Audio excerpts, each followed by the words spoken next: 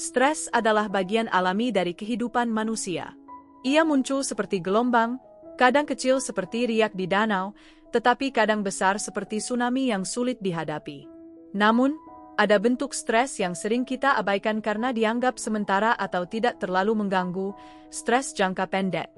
Padahal, stres jenis ini bisa menjadi tanda penting bahwa ada sesuatu yang perlu kita perhatikan lebih serius.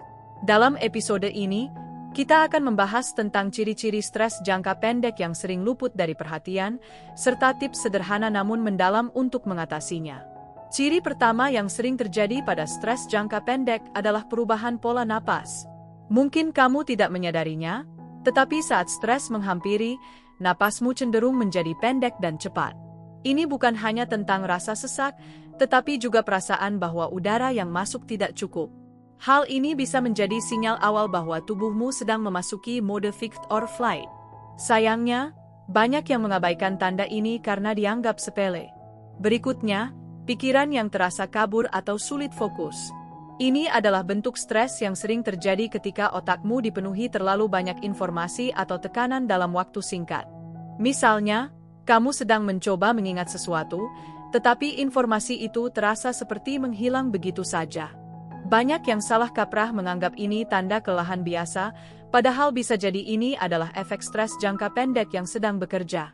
Ada juga perubahan kecil dalam pola makan. Stres jangka pendek sering mempengaruhi cara tubuh merespons makanan. Beberapa orang merasa tidak nafsu makan, sementara yang lain justru merasa sangat lapar, bahkan untuk makanan yang biasanya tidak mereka sukai. Perubahan ini terjadi karena stres mempengaruhi hormon seperti kortisol yang berperan dalam mengatur rasa lapar. Salah satu tanda unik lainnya adalah sensitivitas terhadap suara atau cahaya. Pernah merasa bahwa suara bising yang biasa saja tiba-tiba menjadi sangat mengganggu? Atau lampu yang terlalu terang terasa seperti menusuk mata? Ini adalah reaksi tubuh yang mencoba melindungi diri dari stimulus berlebih ketika dalam kondisi stres.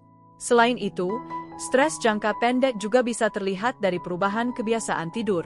Ada yang merasa sangat sulit tidur, bahkan ketika tubuh sudah sangat lelah. Sebaliknya, ada juga yang merasa ngantuk terus-menerus sebagai cara tubuh menghindari tekanan. Perubahan ini seringkali muncul tiba-tiba tanpa alasan yang jelas, menjadi indikator bahwa ada sesuatu yang tidak seimbang. Pada sisi fisik, stres jangka pendek sering menyebabkan ketegangan otot.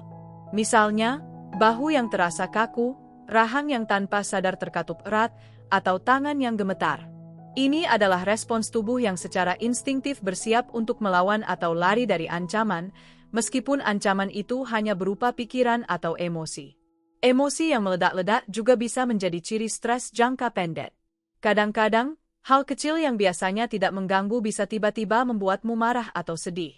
Reaksi berlebihan ini bukan tentang hal yang terjadi saat itu, tetapi tentang akumulasi tekanan yang tidak disadari. Penting untuk memahami bahwa stres jangka pendek tidak selalu buruk.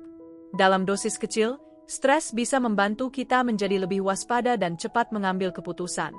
Namun, ketika tidak dikelola dengan baik, stres ini bisa berubah menjadi pemicu masalah yang lebih serius, baik secara fisik maupun mental. Sekarang, bagaimana cara mengatasinya? Salah satu langkah pertama yang jarang dibahas adalah dengan memberi ruang untuk menyadari stres itu sendiri. Banyak orang langsung mencari solusi tanpa benar-benar memahami apa yang sedang mereka rasakan. Cobalah berhenti sejenak, ambil waktu untuk mengidentifikasi apa yang membuatmu merasa tertekan. Menamai emosi atau perasaan itu bisa membantu mengurangi intensitasnya. Setelah menyadari, langkah berikutnya adalah menormalkan perasaan itu. Beri dirimu izin untuk merasa stres tanpa harus merasa bersalah atau lemah. Kadang-kadang, kita terlalu keras pada diri sendiri, menganggap bahwa stres adalah tanda kegagalan. Padahal, stres adalah bagian dari hidup, sama seperti bahagia atau sedih. Teknik sederhana namun sangat efektif adalah dengan mencoba mengatur napas secara sadar. Napas yang dalam dan perlahan bisa mengirim sinyal ke otak bahwa tubuhmu aman. Caranya, tarik napas dalam-dalam melalui hidung selama 4 hitungan, tahan selama 4 hitungan, lalu hembuskan perlahan melalui mulut selama 4 hitungan. Ulangi beberapa kali hingga tubuhmu terasa lebih tenang. Tips lainnya adalah dengan mencoba grounding. Ketika pikiranmu terasa kacau, Cobalah menghubungkan diri dengan dunia fisik di sekitarmu. Misalnya, pegang benda di dekatmu dan perhatikan teksturnya, rasakan kakimu menyentuh lantai, atau dengarkan suara di sekitar dengan penuh perhatian. Teknik ini bisa membantu mengalihkan fokus dari pikiran yang berputar-putar. Jika memungkinkan, luangkan waktu untuk bergerak. Tidak perlu olahraga berat, cukup berjalan-jalan ringan atau melakukan peregangan. Gerakan tubuh membantu melepaskan energi negatif yang terperangkap akibat stres. Ini juga bisa meningkatkan aliran darah ke otak, sehingga pikiran terasa lebih jernih. Hal lain yang sering diabaikan adalah pentingnya pelukan. Jika kamu merasa nyaman, peluklah seseorang yang kamu percaya atau bahkan peluk dirimu sendiri.